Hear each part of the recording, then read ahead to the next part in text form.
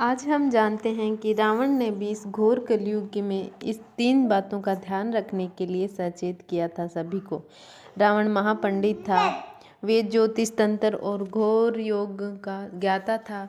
वह युद्ध और मायावी कला में भी परंपरागत था, लेकिन रावण के कर्म खराब थे। वह क्रूर होने के साथ साथ कामी भी था।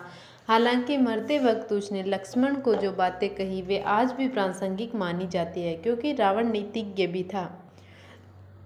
रावण जब मरणासन अवस्था में था तब प्रभु श्री राम ने लक्ष्मण से कहा था कि जाओ उसके पास जाकर कुछ शिक्षा ले लो।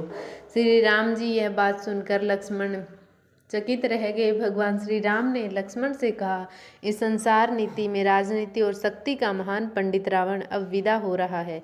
तुम उसके पास जाओ और उससे जीवन की कुछ ऐसी शिक्षा ले लो जो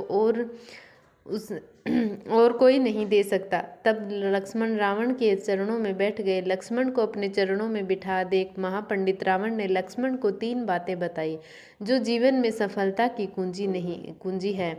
शुभस्य शीघ्रम। पहले बात जो लक्ष्मण को रावण ने बताई वह यह थी कि शुभ कार्य जितनी जल्दी हो कर डालना चाहिए और अशुभ को जितना टाल सकते हो टाल देना चाहिए।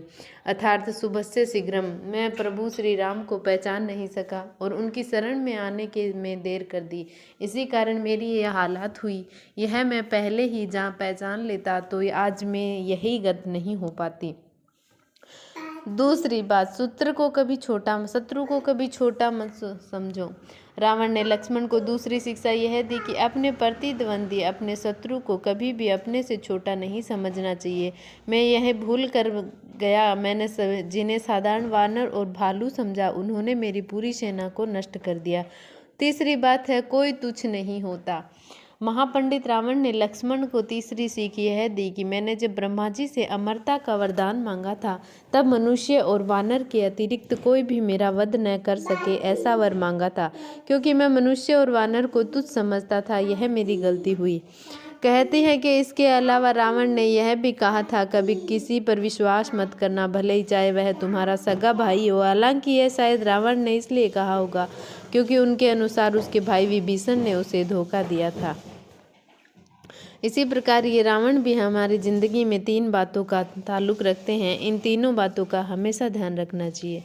Thank you.